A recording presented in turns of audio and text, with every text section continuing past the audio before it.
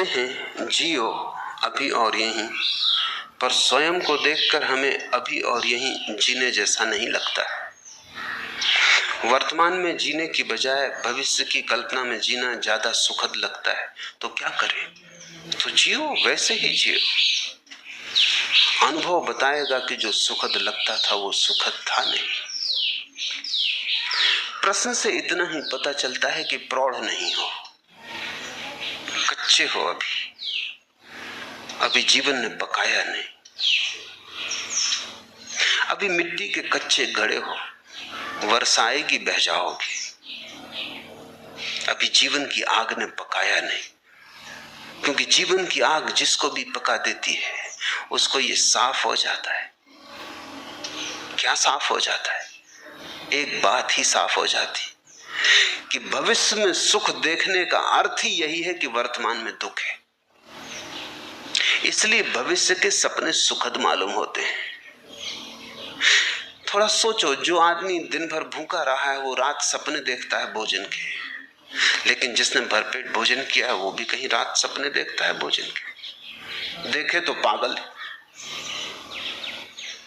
जो तुम्हें मिला है उसके तुम सपने नहीं देखते, जो तुम्हें नहीं मिला है उसके ही सपने देखते हो। वर्तमान तुम्हारा दुख से भरा है। इसको भुलाने को, अपने मन को समझाने को, रिझाने को, राहत के लिए, सांत्वना के लिए तुम अपनी आंखें भविष्य में टटोलते हो। कोई सपना, कल सब ठीक हो जाएगा।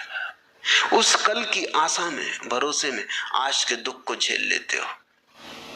मंजिल की आशा में रास्ते का कष्ट कष्ट नहीं मालूम पड़ता, पहुंचने के ही करीब, हालांकि वो कभी आता नहीं।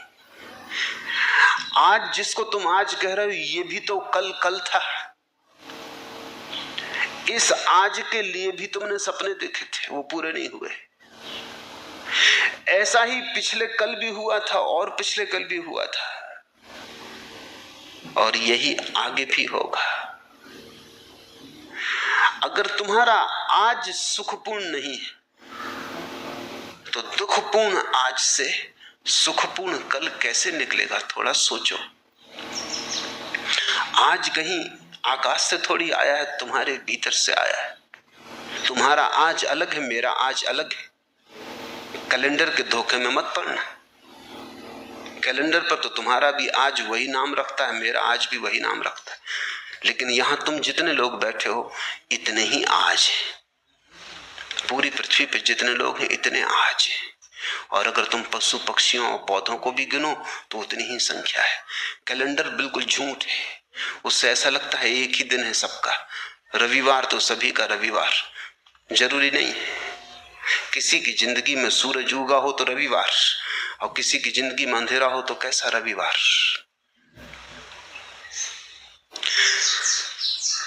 आज कहीं आकाश से नहीं उतरता है, समय कहीं बाहर से नहीं आता है, समय तुम्हारे भीतर से पैदा होता है।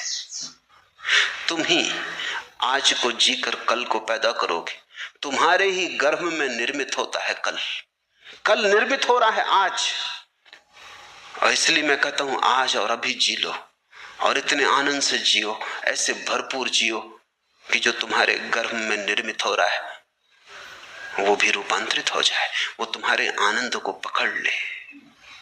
अगर आज तुम दुख में जी रहे हो, कल की आशा कर रहे हो सुख की, आशा से पैदा नहीं होगा कल। कल तो तुमसे पैदा होगा, तुम जैसे जी रहे हो उससे पैदा होगा, तुम्हारे अस्तित्व से पैदा होगा, तुम्हारे सपनों से नहीं।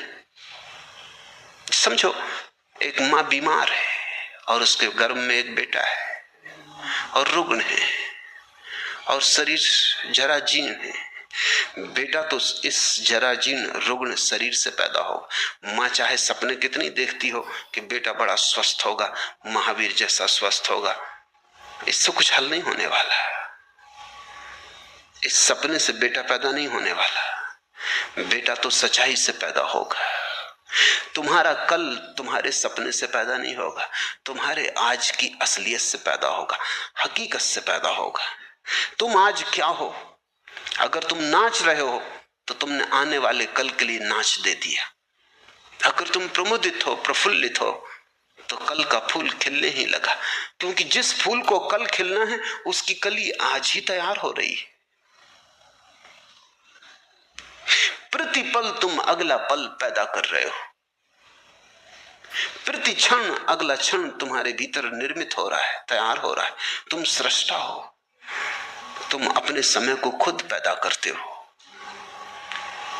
इसलिए मैं तो कहता हूं आज जियो, लेकिन तुम्हें लगता है वर्तमान जीने जैसा नहीं लगता। अगर वर्तमान जीने जैसा नहीं लगता तो कल भी तो वर्तमान होकर ही आएगा, फिर वो भी जीने जैसा नहीं लगेगा।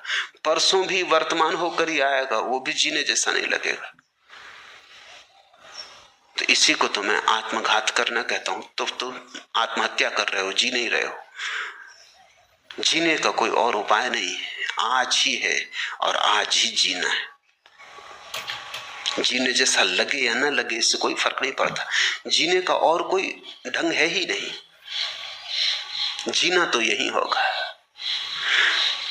कल के भुलावे में मत पड़ो, कल के भुलावों ने बहुतों को डुबाया है। आज जियो, ये क्षण खाली ना चला जाए, ये क्षण अवसर है, इसे तुम ऐसा ही मत गंवा देना। कुछ बना लो इसका,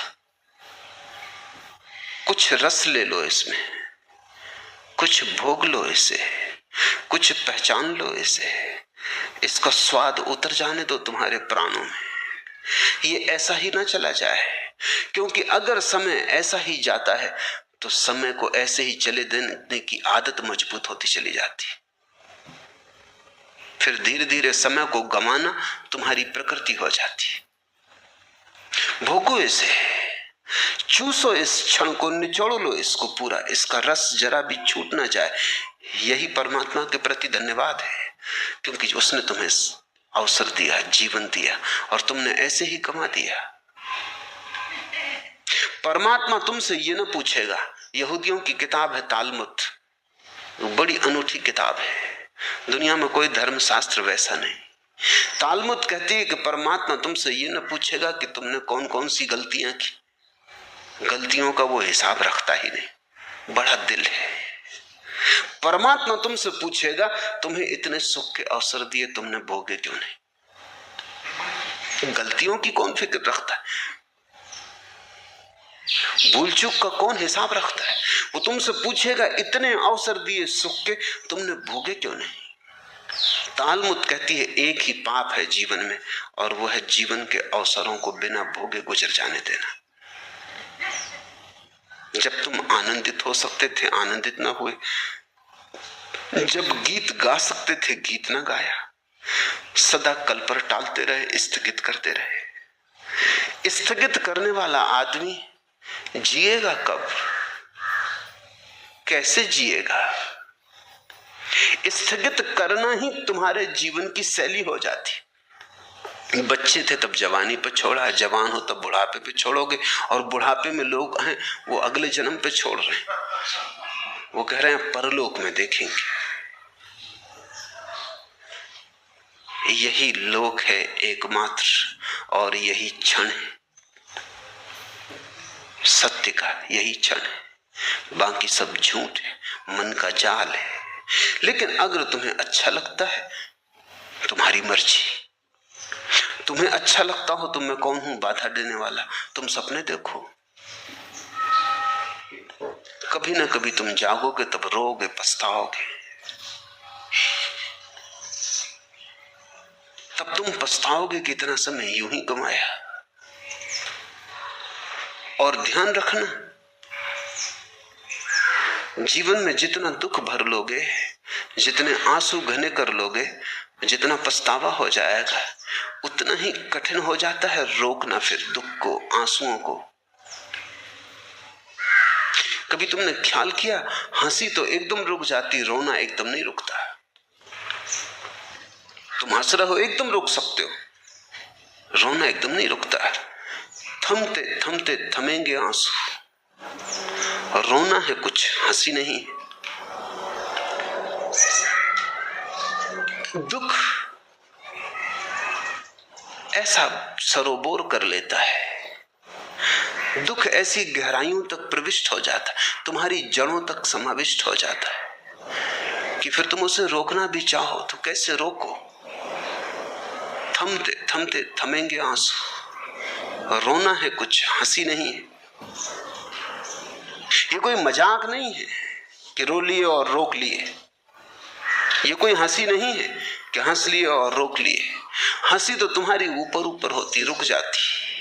रोना बहुत गहरे चला जाता है। रोना तुम्हारे जीवन में सब तरफ भर जाता है। और रोज रोज अगर तुम रोने को इस तरह संभालते गए और जीने को कल पे टालते गए, तुमने कहा हंसेंगे कल, रोएंगे आज, और तुम जो दलील दे रहे हो वो दलील ये है कि अपना वर्तमान तो सुखद मालूम नहीं पड़ता, इसलिए सुखद सपने देखेंगे। सुखद वर्तमान क्यों नहीं है ये पूछो। इसलिए नहीं है कि कल भी तुमने सपने देखे थे आज के, और कल का दिन गंवा दिया जिसमें आज सुखद हो सकता था, जिसमें आज की आधारशिला रखी जा सकती थी। कल तुमने गंवा दिया इसलिए आज दुखद है, और तुम यही दलील दे रहे हो कि हम आज को भी गंवाएंगे क्योंकि कल का सपना अच्छा मालूम पड़ता। तुम्हारी मर्जी, गणित साफ है। फिर मुझसे मत कहना कि हमें किसी ने चेताया नहीं। तुम्हें यह मौका न मिलेगा कहने का, ये ध्यान रखना कि हमें किसी ने चेताया नहीं। दूसरों को तो ये भी सुविधा है कहने की कि उन्हें किसी ने चेताया है, लेकिन मैं तुम्हें रोज चेता रहा हूं